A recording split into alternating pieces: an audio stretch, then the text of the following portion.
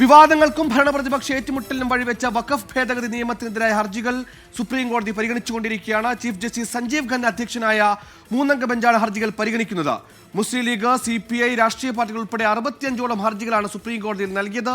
നിയമനിർമ്മാണത്തിലൂടെ ഒരു മതത്തിന്റെ ആചാരത്തിൽ ഇടപെട്ടെന്ന് കപിൽ സിബൽ വാദിച്ചു. BJP ഭരിക്കുന്ന 6 സംസ്ഥാനങ്ങൾ നിയമത്തെ പിന്തുണച്ചും ഹർജികൾ സമർപ്പിച്ചിട്ടുണ്ട്. ബൽറാം നെടുങ്ങാടി ഡൽഹിയിൽ നിന്ന് ചേരുന്നു. ബൽറാം, ഭരണഘടനാ ലംഘനം ഉണ്ടായിട്ടുണ്ട് വഖഫ് നിയമ ഭേദഗതി ബില്ലിൽ എന്നാരോപിച്ചുകൊണ്ടാണ് ഇപ്പോൾ ഈ രാഷ്ട്രീയ പാർട്ടികളും മുസ്ലിം സംഘടനകളും അടക്കം ഇപ്പോൾ ഹർജി നൽകിയിരിക്കുന്നത്. ഇതിന്മേൽ ഇപ്പോൾ വാദം തുടരുകയാണോ? ആരാണ് ഇപ്പോൾ വാദിച്ചുകൊണ്ടിരിക്കുന്നത്? എന്തൊക്കെ വാദഗതികളാണ് ഈ വഖഫ് നിയമ ഭേദഗതിയുമായി ബന്ധപ്പെട്ട് ഹർജിക്കാർ ഈ ഘട്ടത്തിൽ ഇപ്പോൾ ഉന്നയിച്ചുകൊണ്ടിരിക്കുന്നത്? സുഹൈൽ, സുപ്രീം കോടതി നിർണായകമായ വഖഫ് നിയമ ഭേദഗതിക്കെതിരായ ഹർജികൾ പരിഗണിച്ചുകൊണ്ടിരിക്കുകയാണ്. ഇപ്പോൾ മുസ്ലിം ലീഗിന് വേണ്ടി ഹാജരാക്കുന്ന മുതിർന്ന അഭിഭാഷകൻ കപിൽ സിബലിന്റെ വാദമാണ് പുരോഗമിച്ചുകൊണ്ടിരിക്കുന്നത്.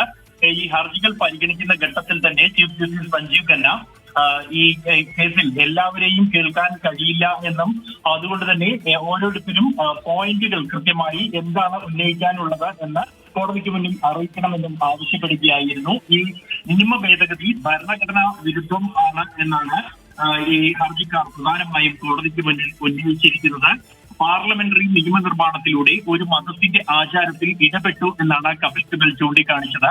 ആർട്ടിക്കിൾ 26 ലംഘനം ഉണ്ടായിരിക്കുകയാണ്.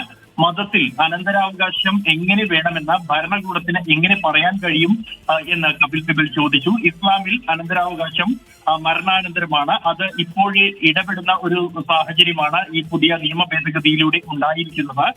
മുസ്ലിം വ്യക്തി നിയമത്തിന് എതിരാണ് ഈ പുതിയ ഭേദഗതി നിയമം എന്നും അതുകൊണ്ട് തന്നെ ഈ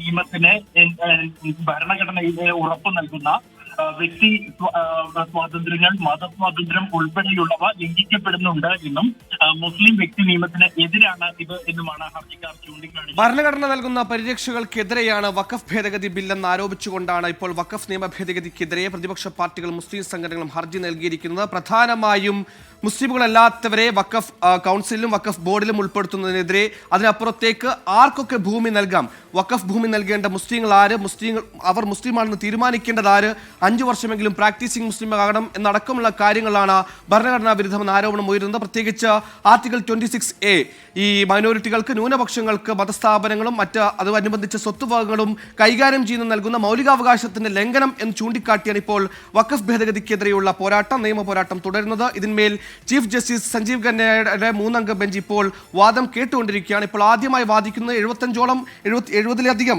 ഹർജികളാണ് ഇന്ന് കോടതി പരിഗണിക്കാൻ പോകുന്നത്. ഓരോ ഹർജിക്കാരുടെയും അഭിഭാഷകർക്ക് അവരുടെ വാദഗതികൾ ഓരോരുത്തരായി ഉയർത്താൻ അനുവാദം നൽകിയിട്ടുണ്ട്. ഇപ്പോൾ മനസ്സിലാക്കുന്ന അനുസരിച്ചാണെങ്കിൽ മുസ്ലിം ലീഗിന് വേണ്ടി കപിൽ സിബൽ വാദം തുടരുകയാണ്. ബൽറാം നെടുങ്ങാടി ചെയ്തു. ബൽറാം, തുടരാം. സുഹൈൽ ചൂണ്ടിക്കാണിച്ചതുപോലെ തന്നെ ഈ ഭരണഘടന ഉറപ്പ് നൽകുന്ന മൗലിക അവകാശങ്ങളുടെ ലംഘനമാണ് ഈ പുതിയ നിയമനിർമ്മാണത്തിലൂടെ സംഭവിക്കുന്നത് എന്നാണ് ഹർജിക്കാർ ചൂണ്ടിക്കാണിച്ചിരിക്കുന്നത്. പ്രത്യേകിച്ചും ഈ മുസ്ലിം വ്യക്തി നിയമത്തിന് എതിരാണ് ഈ നിയമം. ഭരണഘടന ഉറപ്പു നൽകുന്ന അവകാശങ്ങൾ, മതസ്വാതന്ത്ര്യം അടക്കമുള്ളവ ലംഘിക്കപ്പെട്ടിരിക്കുന്നു. പാർലമെന്ററി നിയമനിർമ്മാണത്തിലൂടെ ഒരു മതത്തിന്റെ ആചാരത്തിൽ ഇടപെട്ടു എന്നാണ് മുതിർന്ന അഭിഭാഷകൻ കപിൽ സിബൽ, അദ്ദേഹം മുസ്ലിം ലീഗിന് വേണ്ടിയാണ് ഈ കേസിൽ ഹാജരായിരിക്കുന്നത്. കപിൽ സിബൽ ചൂണ്ടിക്കാണിച്ചത് ഇത്തരത്തിലാണ്. ഈ മതത്തിൽ ഈ പുതിയ നിയമം അനുസരിച്ച് ഈ വഖഫ് സ്വത്ത് കൈമാറണമെങ്കിൽ 5 വർഷം മുസ്ലിം ആണ് എന്ന് ഭരണകൂടത്തിന് മുന്നിൽ തെളിയിക്കേണ്ട സാഹചര്യം ഉണ്ടായിരിക്കുന്നു.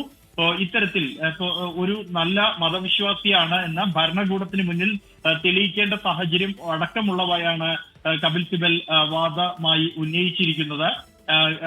ഈ ഹർജിക്കാരെ സംബന്ധിച്ചിടത്തോളം നിരവധി രാഷ്ട്രീയ പാർട്ടികൾ, അത് ഇന്ത്യ സഖ്യത്തിന്റെ ഭാഗമായുള്ള മുസ്ലിം ലീഗ് കൂടാതെ കോൺഗ്രസ്, CPI, RJD അടക്കമുള്ള രാഷ്ട്രീയ പാർട്ടികൾ, സംസ്ഥാന സർക്കാരുകൾ കൂടാതെ വിവിധ മതസംഘടനകൾ എന്നിവ അടക്കമുള്ള 65ഓളം ഹർജികളാണ് സുപ്രീം കോടതിയുടെ ചീഫ് ജസ്റ്റിസ് സഞ്ജീവ് ഖന്ന അധ്യക്ഷനായ 3-അംഗ ബെഞ്ച് പരിഗണിക്കുന്നത്. അതേസമയം ഇതോടൊപ്പം തന്നെ 6 സംസ്ഥാന സർക്കാരുകൾ, BJP ഭരിക്കുന്ന 6 സംസ്ഥാന സർക്കാരുകൾ ഈ നിയമ ഭേദഗതിയെ അനുകൂലിച്ചുകൊണ്ടും ഹർജികൾ സുപ്രീം കോടതിയിൽ സമർപ്പിച്ചിട്ടുണ്ട്. കൂടാതെ കേന്ദ്ര സർക്കാരിന്റെ KV ഹർജിയും ഈ വിഷയത്തിൽ സമർപ്പിക്കപ്പെട്ടിട്ടുണ്ട്. ഈ നിയമ ഭേദഗതിയെ സംബന്ധിച്ചിടത്തോളം ഏറെ നിർണായകമാണ്. സുപ്രീം കോടതി ഈ ഹർജികൾ വീണ്ടും പരിഗണിക്കാൻ തീരുമാനിച്ചു എന്നുള്ളത്.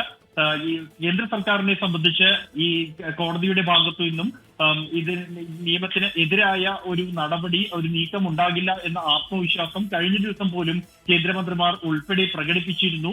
എങ്കിൽ പോലും സുപ്രീം കോടതി ഈ കേസിൽ ഈ ഹർജിക്കാർ ഉന്നയിക്കുന്ന വാദങ്ങൾ അത് ഭരണഘടന ഉറപ്പു നൽകുന്ന പ്രാഥമികമായ അവകാശങ്ങൾ അത് ലംഘിക്കപ്പെട്ടു എന്നതും മതസ്വാതന്ത്ര്യം ഉൾപ്പെടെ ഇടപെട്ടു എന്നുള്ളതുമാണ്. അതുകൊണ്ട് തന്നെ ഇക്കാര്യത്തിൽ എന്തെങ്കിലും നിരീക്ഷണം കോടതിയുടെ ഭാഗത്തു നിന്നുണ്ടായാൽ പോലും അത് ഏറെ നിർണായകമാണ്.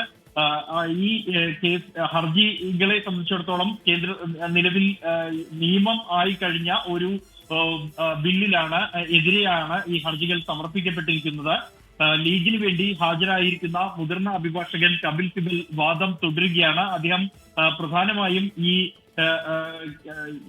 നിയമം വഖഫ് നിയമ ഭേദഗതി ഇസ്ലാം മതത്തിന്റെ അല്ലെങ്കിൽ മുസ്ലിം വ്യക്തി നിയമത്തിൽ ഏത് തരത്തിലാണ് ഇടപെടൽ ഉണ്ടായിരിക്കുന്നത്, എന്തെല്ലാം തരത്തിലുള്ള ലംഘനമാണ്, ഭരണഘടന ലംഘനമാണ് ഉണ്ടായിരിക്കുന്നത് എന്നീ കാര്യങ്ങളാണ് ചൂണ്ടിക്കാണിക്കുന്നത്. മുതിർന്ന നിരവധി അഭിഭാഷകർ ഈ കേസിൽ ഹർജിക്കാർക്ക് വേണ്ടി ഹാജരാകുന്നുണ്ട്. അതേസമയം സർക്കാരിന് വേണ്ടി സോളിസിറ്റർ ജനറൽ തന്നെയാണ് ഈ കേസിൽ ഹാജരാകുന്നത്. കേന്ദ്ര സർക്കാരിനായി മുതിർന്ന അഭിഭാഷകർ കേന്ദ്ര സർക്കാരിനും ഒപ്പം തന്നെ 6 സംസ്ഥാന സർക്കാരുകൾക്കുമായി ഈ കേസിൽ ഹാജരാകുന്നുണ്ട് എന്നുള്ളതും ഏറെ ശ്രദ്ധേയമാണ്.